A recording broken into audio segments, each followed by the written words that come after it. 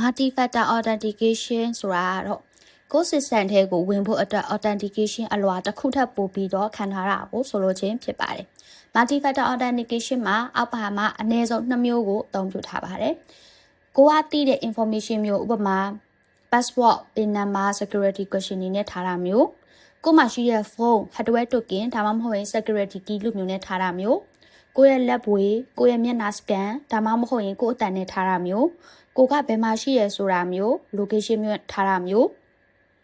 ကိုဘယ်လိုမျိုး movement လုပ်လိုက်တယ်ဥပမာ mouse ကိုဘယ်လိုရွှေ့လိုက်တယ်ဆိုတာမျိုးတွေကိုထားတာတွေပါဝင်ပါတယ်။ Multi-factor authentication ကလည်း two-factor authentication လိုမျိုးပဲအလုပ်လုပ်ပါတယ်။မတူတာတစ်ခုကတော့ two-factor authentication မှာ authentication layer တစ်ခုပဲသုံးနေဆိုပေမဲ့ multi-factor authentication မှာတော့တစ်ခုထပ်ပို့ပြီးတော့သုံးနေရှိကြပါတယ်။ Multi-factor authentication မှာပါတဲ့အမျိုးအစားတွေကတော့ two-factor authentication မှာပါတဲ့ဟာတွေနဲ့အတူတူပဲဖြစ်ပါတယ်။